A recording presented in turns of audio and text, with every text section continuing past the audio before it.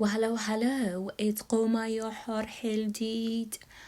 I have actually never explained that حر bit. Yeah, حر means free. Free person. I figured I'll explain that a little bit. So, hi. Hello. It's قومة يا حلديد. So I've just come back from the woods, right? And then I was reading some stuff, going down the rabbit hole as usual. And something told me to pick up this book that I've been reading for a while. I've had it for a while, but I haven't been reading it a lot lately, right? So I'm like, it's been sitting there in my bookshelf, and I'm like, let me pick it up. So the book is called The Tale of Sinuhe, right? It is basically an ancient Egyptian poetry or book of poems, right, by this guy named Sinuhe.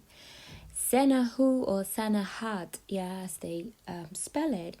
In Somali, that actually is Sanat, Sanat is like a diss word for somebody that's silly, stupid, like an asshole, So that's what Sanat is, and it's funny because that's the Somali word for the colonizers. During colonization, that's what they were called. Sanat. San means skin, and Ad is white. So that's what they flipped that and then used it for the colonizers during the colonization, and now it's used among Somali as a diss word, right? So that's his name.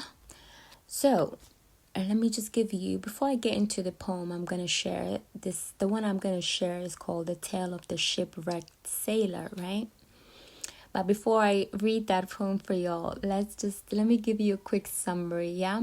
So the story of Sinuhe, right, or Sana'at, is an ancient Egyptian literary work that tells the story of a man who flees his kingdom, lives abroad, and returns to Egypt before he dies.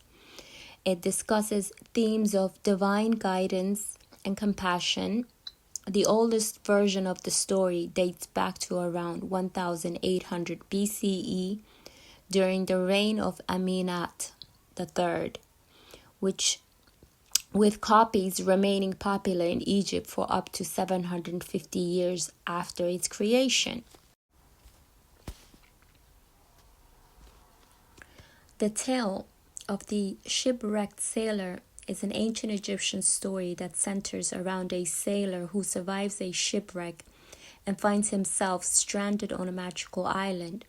While on the island, he encounters serpents and spirits and ultimately manages to escape back to civilization.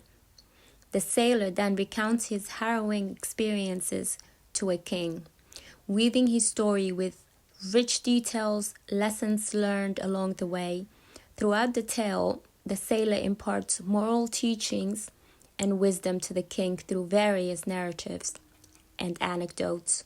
This layered storytelling technique within the tale adds depth and complexity to the narrative, offering not only an engaging adventure, but also insightful reflections on themes such as resilience, perseverance, and the importance of storytelling itself in passing down knowledge and understanding through generations.